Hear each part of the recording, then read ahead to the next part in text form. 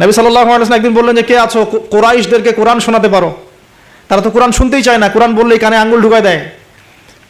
হ্যাঁ, কোরআন বললেই তারা কাপড় দিয়ে মাথা আবৃত করে, এগুলো কোরআনে আছে কিন্তু। তখন আব্দুল্লাহ বিন মাসউদ, সুবহানাল্লাহ, রুয়াইয়াল গানাম বলা হতো তাকে, মানুষ তাচ্ছিল্য করতো, মানুষ তাকে তাচ্ছিল্য করতো। তার পা ছিল সরু, মানে চিকন সরু, পা দেখে আবু জেহেল হাসাহাসি করতো, সুবহানাল্লাহ। আর ওই পায়ের নিচেই আবু জেহেলের মৌত আল্লাহ লিখেছিলেন, সুবহানাল্লাহ। ওই পা দিয়ে তার আবু জেহেলের বুকের উপর পাড়া দিয়ে তিনি তাকে গর্দান কেটেছেন বদরের মাঠে। খালি 13 বছরের ব্যবধান, সময়ের ব্যবধান, খালি জাস্ট টাইম টক্স, মানে সময় কথা বলে, কথা বলে না, সময় কথা বলে। এই আব্দুল্লাহ বিন মাসউদ রাদিয়াল্লাহু আনহুর পায়ের তলেই আবু জেহেল আবার মারা গেছে। তো এই আব্দুল্লাহ বিন মাসউদ রাদিয়াল্লাহু আনহু বললেন যে আমি শোনাবো কুরাইশদেরকে কোরআন ইনশাআল্লাহ। তারপর তিনি বের হয়ে কাবা ঘরের সামনে গিয়ে আর রহমান আল্লামাল কোরআন খালাকাল ইনসান এই তেলাওয়াত শুরু করলেন। বাস, মায়ের শুরু হলো। এখন যদি আপনি বের হয়ে সবার সামনে বলেন আল্লাহর হুকুম ছাড়া কোনো হুকুম নাই, ইনিল হুকমু ইল্লা লিল্লাহ, আল্লাহর হুকুম ছাড়া কোনো হুকুম নাই, ওয়া মান লাম ইয়াহকুম বিমা আনজালাল্লাহ ফাউলাইকা হুমুল কাফিরুন, মায়ের একটা মাটিতে পড়বে? একটাও গায়েবই হয়ে যেতে পারেন আপনি, নাই নাই, আউট অফ হিস্ট্রি। আপনি আপনার কথা মানুষ ভুলেই যাইতে পারে, হয় না এমন?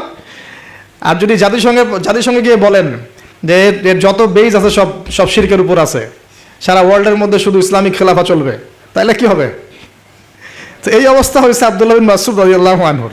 বেচারা মক্কায় গিয়ে কাবা ঘরের সামনে গিয়ে বলছে লা ইলাহা ইল্লাল্লাহ, আল্লাহ ছাড়া কোনো মাবুদ নাই, আর রহমান আল্লামাল কোরআন খালাকাল ইনসান আল্লামাহুল বায়ান ফাবিআইয়ি আলাই রাব্বিকুমা তুকাযযিবান। বাস, আবু জেহেল, আবু লাহাব, উতবা, সাইবা সবগুলো মেরে মারা শুরু করেছে।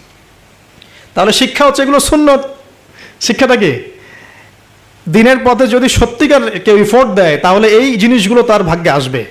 এই নির্যাতন, নিপীড়ন বা অপদস্থতা তার ভাগ্যে আসবে। যাদের ভাগ্যে আসছে না 100% বলতে পারবো যে সেটা সঠিক পথ নয়, 100%।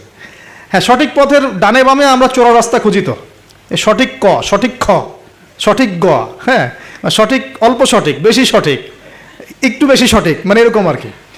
সত্যিকার অর্থে ওই রকম সঠিক পথে গেলে এগুলো আসবেই। এটা একটা ফলসিফিকেশন টেস্ট, যাদের উপর এগুলো আসতেছে সন্দেহ নাই যে ইনশাআল্লাহ তারা সঠিক পথে আছে। তারা সারা দুনিয়া থাক না থাক ওই ব্যক্তি সঠিক পথে আছে, না হলে তার উপরে এগুলো আসতো না।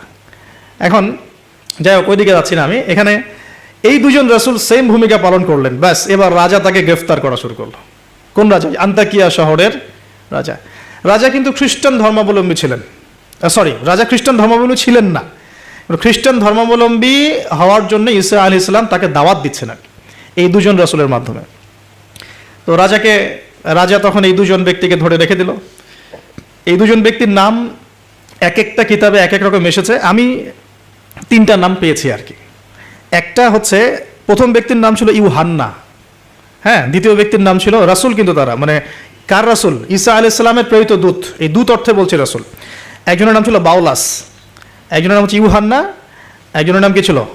বাউলাস। আর অন্য একটা বর্ণনা আসছে যে একজনের নাম ছিল সাদেক, আর একজনের নাম ছিল মাসদুক। একজনের নাম সাদেক, একজনের নাম মাসদুক। আচ্ছা, এই দুজন এখন গ্রেফতার। তো এবার তাদেরকে রেখে দেওয়া হয়েছে। ঈসা আলাইহিস সালাম আরও একজন ব্যক্তিকে তাদের সাহায্যের জন্য পাঠালেন।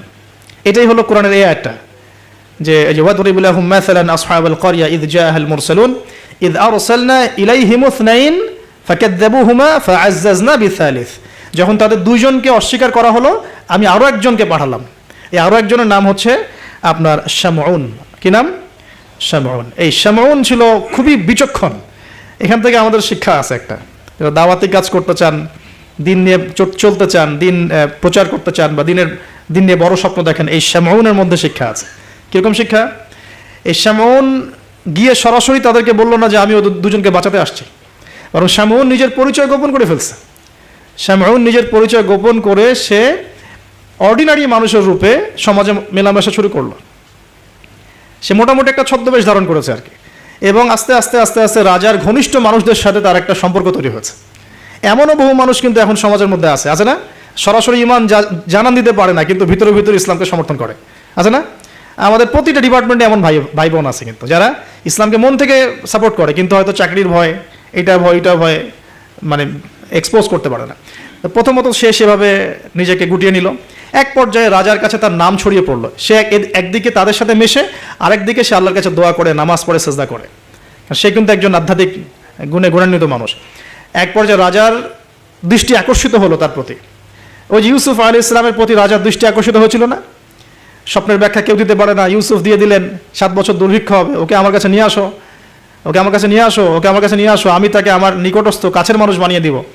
তো রাজা বা শাসক যদি সৎ হন, মনের মধ্যে যদি সততা থাকে না, তিনি খুঁজে বের করতে পারবেন কার দ্বারা আসলে জাতির খেদমত হওয়া সম্ভব। এটা দায়িত্ব তাদের খুঁজে বের করা যে কোন কোন মানুষদেরকে কাছে নিয়ে আসলে দেশের বা জাতির খেদমত হবে।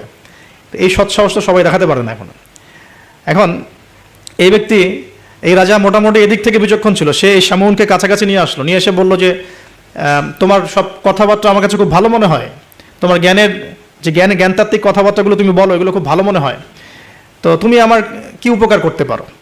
তো শামউন বলছে যে আমি শুনেছি যে আপনার জেলখানায় 2জন ব্যক্তি আছে। কোন 2জন? আগে 2জন গ্রেপ্তার। তো তাদের ব্যাপারে আপনার কি মন্তব্য? আমার মন্তব্য, আমি আসলে ভাবার সময় পাইনি তাদেরকে নিয়ে, রাজা খুব ব্যস্ত ছিল, তাকে আমার কাছে নিয়ে আসেন, আমি কিছু কথা বলতে চাই তাদের সাথে। শামউনের কথা শুনে রাজা নিয়ে আসলেন তাদের 2জনকে। এবার শামউন কৌশলে এই 2 ব্যক্তির মাধ্যমে রাজাকে দাওয়াত দিচ্ছে। শামউন এদেরকে বলছে যে তোমরা কোন আল্লাহর ইবাদত করো, কোন আল্লাহর কথা বলছো, আমাদের এখানে তো এমন কোনো আল্লাহ নাই। তখন তারা আবার ব্যাখ্যা দিচ্ছে, আমরা সেই আল্লাহর কথা বলি যে আল্লাহ ছাড়া কোনো ইলাহ নাই, যিনি আসমান থেকে বৃষ্টি বর্ষণ করেন, যিনি মৃতকে জীবিত করেন, ইত্যাদি ইত্যাদি। তাওহীদের সব কথা তারা বলা শুরু করলেন এবং রাজা কিন্তু শুনছে, শোনার মাধ্যমকে শামউন নিজে। তাহলে এখানে আমাদের শিক্ষা আছে না? তা আপনারা একটু ইসলামের পথে আসলেই সমাজ থেকে ডিসকানেক্টেড হতে চান কেন? সমাজের মধ্যেই থাকতে হবে, সমাজের মধ্যে থেকেই আপনি সমাজের ভিতরে ইসলাম ছড়িয়ে দিবেন ইনশাআল্লাহ।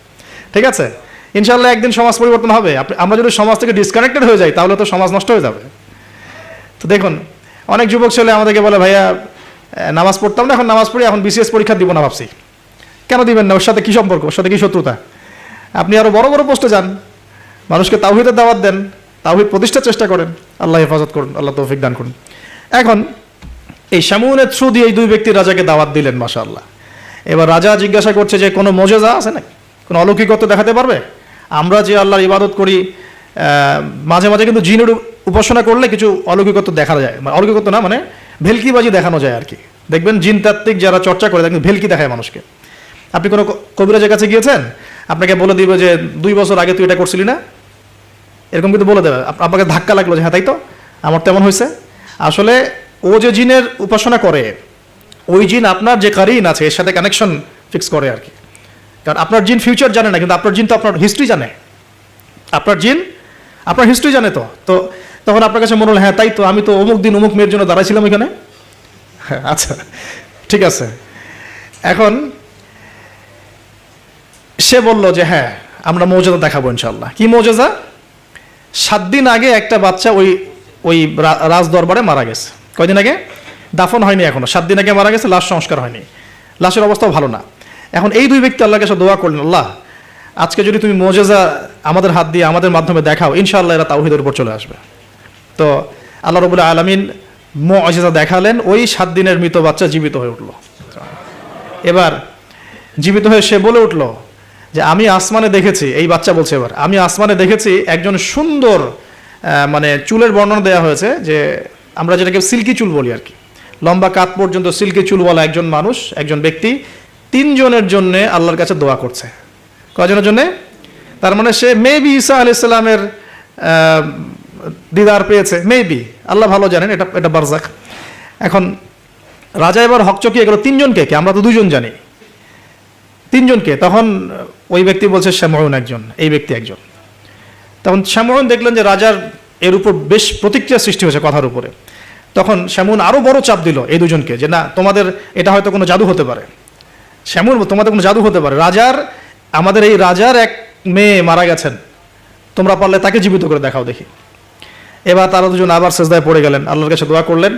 আল্লাহ রাব্বুল আলামিন ওই রাজার দীর্ঘদিন আগে মৃত্যুবরণকারী একজন মেয়ে, তাকে কবর থেকে জীবিত করে তুলে দিলেন ইনশাআল্লাহ। এই মেয়ে একই কথা বলছে যে আমরা দেখেছি এই 3 জনের জন্য একজন ব্যক্তি আল্লাহর কাছে দোয়া করছে। এবার মাশাআল্লাহ মুজিজা প্রকাশ পেয়ে গেল। কিন্তু এই মুজিজা প্রকাশ পাওয়ার পরেও আপনারা তো জানেন যে ফেরাউনের সামনে কতগুলো মুজিজা দেখানো হয়েছে, 9টা। কয়টা? 9টা, একবারে 9টা না কিন্তু, ব্যাক টু ব্যাক বছর বছর 9টা। তারপরে কি ফেরাউন ঈমান আনছে? আবু জেহেলের সামনে কতগুলো মুজিজা আসছে, সে কি ঈমান আনছে? যাদের সামনে কি ইব্রাহিম আলাইহিস সালামের মতো মানুষ থাকা সত্ত্বেও সে কি ঈমান আনছে? এরকম বহু মানুষ পৃথিবী থেকে চলে গেছে যাদের সামনে অগণিত মুজিজা আসার পরেও ঈমান নিয়ে আসে না। আবার অনেক মানুষ এক দোয়ার বরকতে ঈমান নিয়ে চলে আসছে। খালিদ বিন ওয়ালিদের কথা শুনুন। খালিদ বিন ওয়ালিদ রাদিয়াল্লাহু আনহু উহুদে যুদ্ধ করেছেন ইসলামের এগেনস্টে। যখন নবী সাল্লাল্লাহু আলাইহি ওয়াসাল্লাম বিদায় হজের আগে আগে যখন তিনি ওমরা করেছেন, বিদায়ের ওমরা হজটা কাজা করেছেন, ওই সময় তিনি এসে শুধু একটা চিরকুট লিখে দিয়েছিলেন যে যদি খালিদ মুসলমান হতো তাহলে তার জন্য কতই না ভালো হতো। নবীজি এটাও বলেননি খালিদ আসো ইসলাম কবুল করো, তোমার আগের সব গুনাহ মাফ হয়ে যাবে, এটা এতটুকু বলেন নাই। নবীজি বলেছেন, খালি চিরকুটে লিখে দিয়েছেন যে যদি খালিদ ইসলাম কবুল করতো তাহলে কতই না ভালো হতো। এই একটা কথাই তার মনে এমন দাগ কেটেছে, তিনি নিজে গিয়ে মদিনা ইসলাম কবুল করে আসছেন। আর তারপরে তো জানেন তার হাতে ইসলামের কতগুলো বিজয় হয়েছে, প্রায় 80 থেকে 100টা ব্যাটেল তিনি লড়ছেন ইসলামের জন্য, এবং কোনো ব্যাটেলেই তিনি কিন্তু পরাজিত হন নাই। তাকে বলা হয় সাইফুল্লাহ, আল্লাহর তরবারি। এখানে একটা কথা বলি, এই মানুষকেও শয়তান ওয়াসওয়াসা দিত। এই খালিদ বিন ওয়ালিদ রাদিয়াল্লাহু আনহুকেও এই যে বললাম না চোখ লাগা, বদনজর, ওয়াসওয়াসা, এই সমস্যা হতো। এই সমস্যাগুলো আমাদেরও হয়, হ্যাঁ, এবং এই অনলাইনের মাধ্যমে এটা বেশি হয়। তখন তিনি এসে নবীজিকে বলছিলেন যে আমাকে একটা দোয়া শিখায় দেন ইয়া রাসূলুল্লাহ। তিনি কিন্তু বীর বিক্রম, একজন সাহসী বীর সাহাবী। নবী সাল্লাল্লাহু আলাইহি ওয়াসাল্লাম তাকে দোয়া শিখিয়ে দিয়েছেন যে আউযু বিকালিমাতিল্লাহি তাম্মা মিন কুল্লি শাইতানিন ওয়া হাম্মা ওয়া মিন কুল্লি আইনিন লাম্মা।